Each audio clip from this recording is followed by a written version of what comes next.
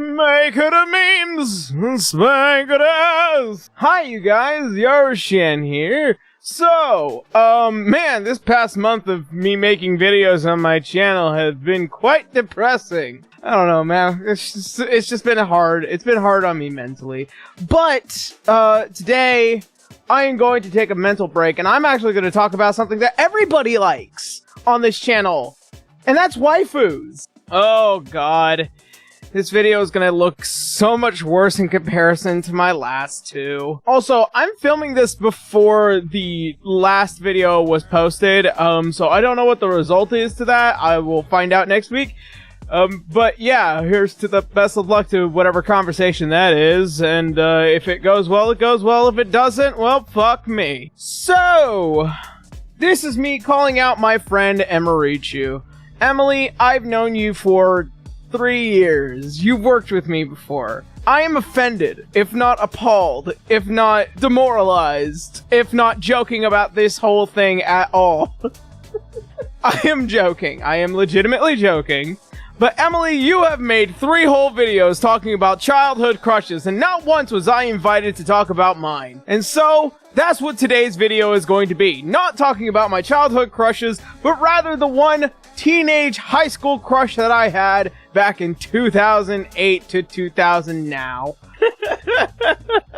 Back in 2008, during the time in which anime was lackluster, poorly produced, and completely off the rocks from the original content that it was posted by, and then also just the golden age of fan service. I don't know, man. Ikitosen, if you remember that one. But yeah, no, I remember back in the good old days when, you know, the anime was more terrible than what it is now. And back in 2008, there was this one show.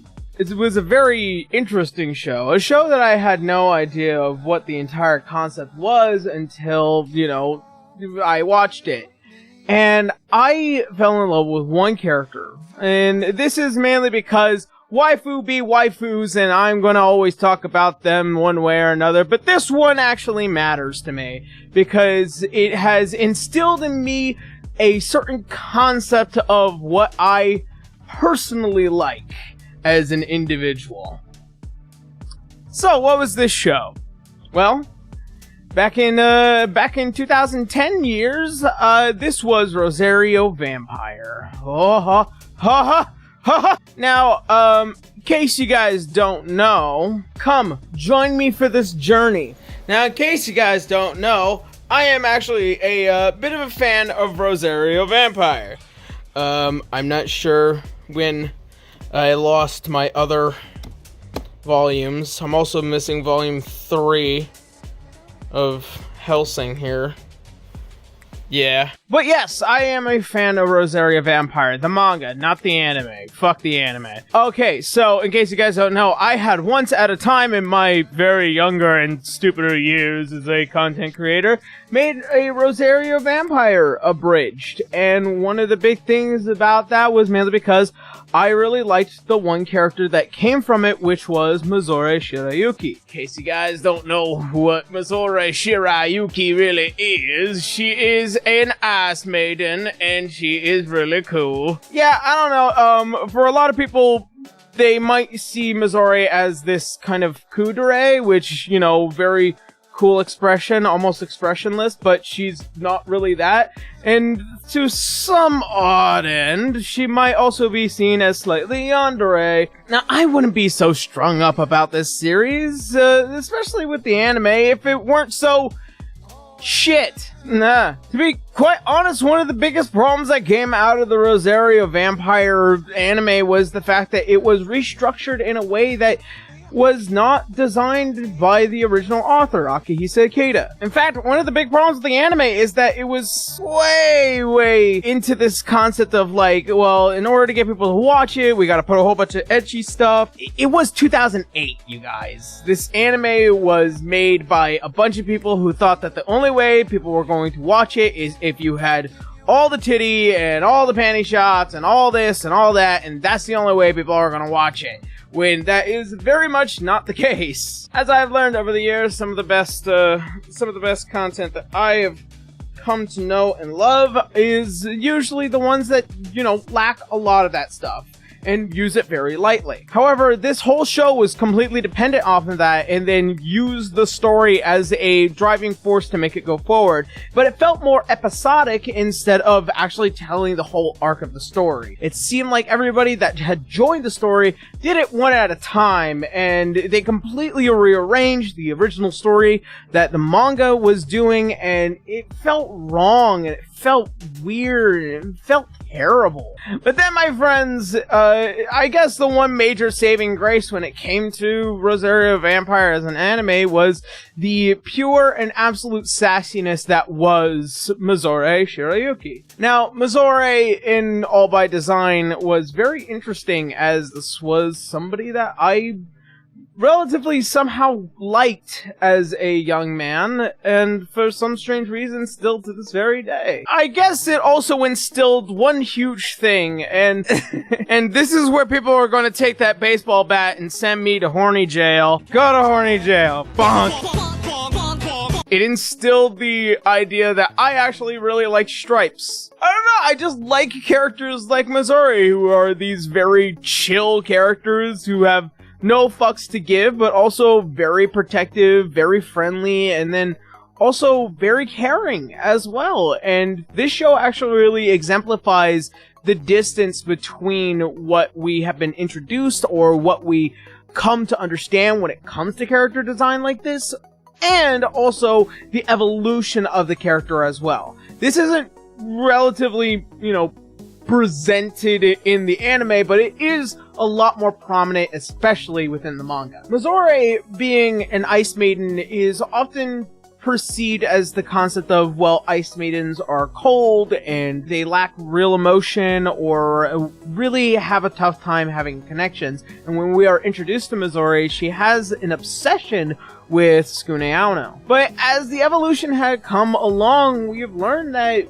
especially with Mizore, she is a very lonely individual who simply just wanted a place at the table. And through her episode and through the series, her evolution of trust and kindness and willing to care is one of those huge things that I really do enjoy about when it comes to watching character evolution. For some strange reason, Akihisa Kato was far more detailed in the evolution of Mizore than Fujino Omori has ever written for any of his characters in Danmachi up until the 3rd season. I think that's the Xenos arc. We will see. I really hope, because, sure, some of the character has had a lot of character growth, but in my honest to God opinion, if you watch the last season of Danmachi, I was not exactly happy with the character growth of Hestia. It felt very presented and then slowed to a crawl. Hello, Banjo. Hello, boy. Would you like to come here, boy? Mr. Attention at all times. Oh, baby boy. Oh, every time. I love you. Stopping the video just so, you guys can enjoy this fluffy boy. I've been showing him VTubers and to see what kind of reaction he's been getting.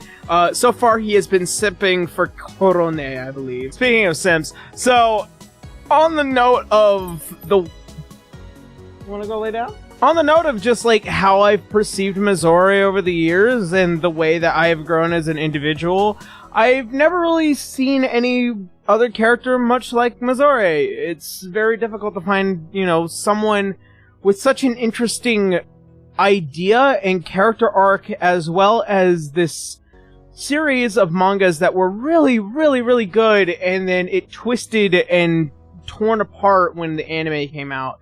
And to be quite honest, I really wish that, the Rosario Vampire manga gets a Brotherhood treatment. It could definitely use one, because it was not the way that the anime had presented it. In fact, one of the best things about Rosario Vampire is seriously the manga and the story that it told. It was significantly better than what we got.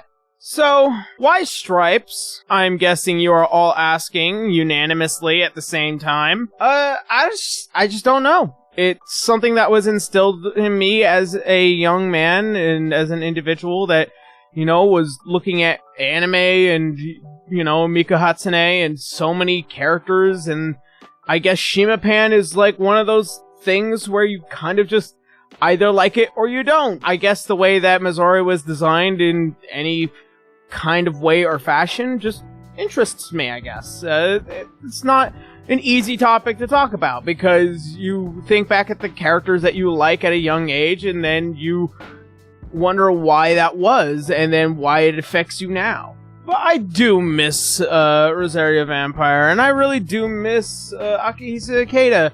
As far as I know with what happened recently with Akihisa Ikeda is that he is just an artist at this point. He recently came out with a one-shot with... It was just really weird, but the character designs are extremely unique, and they are all very interesting, and the story is way out there, but I really do recommend it. It is something of a good read. I'll leave it in the links down below if that is something that you are interested in. So yeah, Mizore was one of my first anime crushes as a young high school man. I'm not exactly sure what to really say else about that. So yeah, that was me talking about one anime waifu that has interested me. There is more on the table if that is something that you guys are interested in. I have a lot of interesting perspectives when it comes to a certain emotional connection or having an emotional understanding with another character that is just designed by really good writing and really good design. Anyways, yep, that's it. That's the end of the video. I don't want to make it anymore. Have a good day, everyone. I'm taking off my jacket. Thank you guys for watching the video, and hopefully I'll see you all in the next one. Later.